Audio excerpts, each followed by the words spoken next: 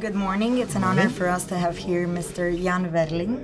Thank you for the honor of joining us here at the Institute for Cultural Diplomacy in Berlin. We would like to ask you a few questions just to hear your opinions on some very important issues. So the first one will be, what would be your definition, or what do you think cultural diplomacy is? A bit difficult for me to answer because it's a new concept for me. I think in reading these two words that you are speaking about a manner of organized debate, perhaps in Europe, in the world, I don't know, between each cultures, and imagine that with culture we can speak about new things, not only geopolitical things or serious things. I think with a point of view very prudent. I just think that culture can be a way to speak new things who are not ordinarily put on the debate when it's traditional diplomacy. I think it's something like that. Yeah, a good I tool. would think that. I would hope it's that. Yeah. Thank you. And how do you think that it can help, in which ways can it help solving problems and raising understanding between nations? And if you maybe had some examples that you ran into? I don't have just no example, but I think that there are a lot of conflicts in the world, not too much in Europe, but in the rest of the world. Conflicts about incomprehension about difference between cultures. I think especially about religious cultures and difficulties to speak with culture or Muslims cultures. There is a problem today in Europe with Muslims cultures, and we have to use cultural way to have a better comprehension of Muslim cultures in Europe, especially in the rest of the world too, because today I think there are less or more things who are saying about Muslims who are, I think, dangerous for the peace, global peace.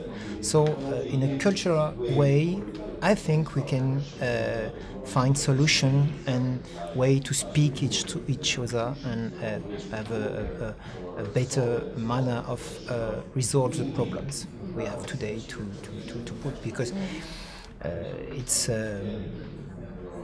an example, but there are I think there are other examples in the world who we can see that some culture in several countries are not very good, well known in other countries, and we have to mix a little bit more and organize these exchanges. I know that several countries are organizing some programs to visit their countries and selected peoples and leaders in several other countries. United States makes that with several people and leaders in a lot of countries to visit United States and have a better comprehension of what is United States. A European community makes the same thing. People doesn't know very well what is this kind of program. It's very important for continents to organize this type of visit for leaders. I think that if a leader from a country in development is coming in the United States or coming in Europe to see what is really in reality this Occident, he can go back in his country and speak about this in not positive way, but just in an objective way. That's very important. Yeah. And what do you think about the economic situation in Europe now? And do you think that ecological and green development can have an impact to improve the economic situation in Europe? What I think is that I'm not sure of that, but it's just a point of view. I think that we had a model, an economic model in Europe, globally in all the world, an economic model who was who thought that we had enough resources, natural resources, to grow and grow and grow and grow again.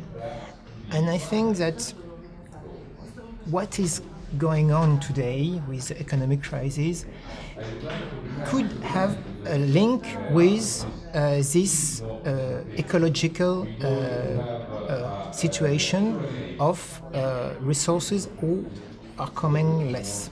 I think of petrol, oil, fossil fuels, but also a lot of new materials, raw materials, copper, zinc, sand. All these raw materials are coming at an exploitation at limits. So I think the economic crisis today has to think the future in a way we think the planet has limits.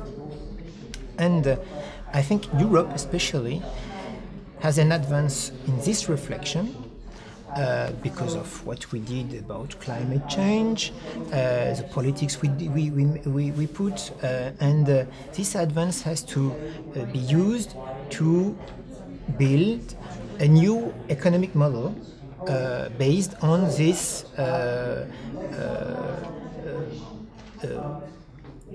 system based on renewable energy, circular economy, reusing materials who are already used, not even search this material in the nature, but reuse, and it's a new model. And if we put a lot of money, research on this direction, I think we can be leaders in the world in this new model of economy, and then have a new growth, economic growth based on green growth. So, voilà. Thank you. And speaking still of environmental issues, the 2020 targets is a real challenge in terms of climate and energy policies. And do you think that the objectives that are stated are reachable by 2020? And how exactly this strategy can concretely create green jobs? What we can see today is that Europe will reach these goals 2020.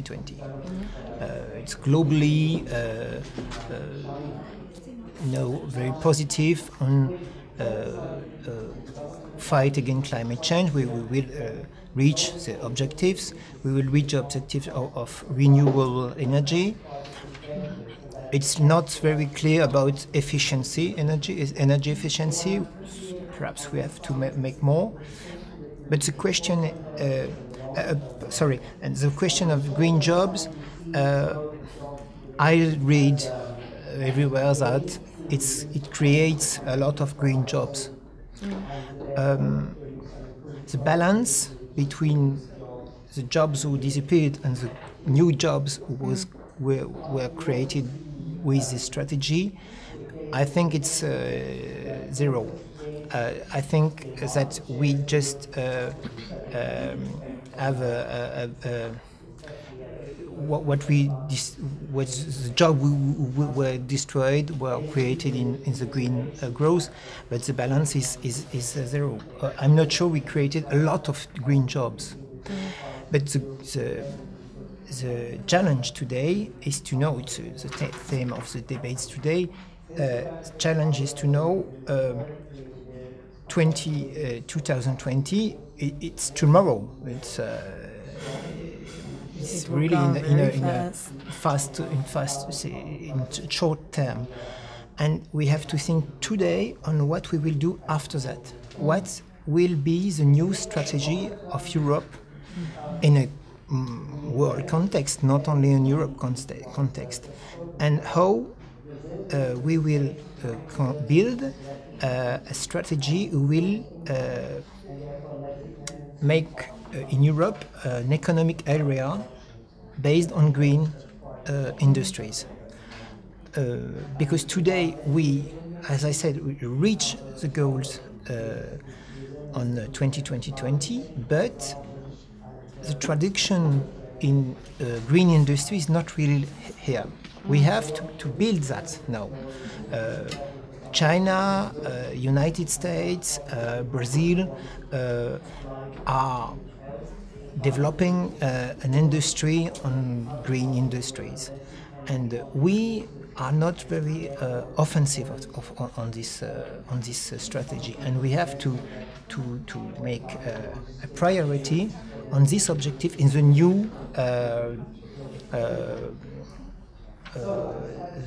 new program we will build after 2020, after 2020. You have recently been in Paris to defend your project, Urban Farm. Can you explain to us what the concept of this project is and what it can bring in local population? What are the benefits that can... Okay. Yes, it's a new concept. We think that, as I said it today, we have to integrate a new idea about raw material, about the necessity to think that we have a limit in the planet, and that food is a part important of this problem. Food, I think it's about 30% of what we spend each other every day in everything we buy today, all the day. 30% is for food or product around food. So environmental impact of food consumption is very important, and we have to imagine solution of proximity to make sort of people can consume a product while not very far from them. So one of the solutions, it's not the only solution, one of the solutions is to rebuild a production of food near the towns. In the towns, but not a lot of place, but near the towns, and especially vegetables. I know that in Germany, in München, near München, they made this experimentation for several years, and it's very, very positive today. So I just want to propose that every big city make a politic consist in create a sort of fields around the towns where we are in priority producing vegetables. That's the idea. And I think it's not very difficult. And also positive impact is not only to make proximity between people and food, and reducing CO2 emission because of the transport of the food. The other impact is, as you know, the water you are drinking at home is collected in an area near from the cities, and if the agriculture is made in this part where you are taking the water is an agriculture with putting a lot of bad things in the field. I think pesticides and things like that. You have a cost to make the water good. And if you are making vegetables in a natural way of produce, you are reducing the cost of depolluting the water. So it's another impact positive for a town like Paris, or mentioned big towns. Thank you. I've heard it's also used in developing countries a lot. Sorry? It's also used to foster local development in developing countries. Absolutely. Urban farms. So thank you for your time. Thank you. It was an honor and a privilege to have you here with us. And thank you. Okay, thank you. Thank you. Thank you. Thank you.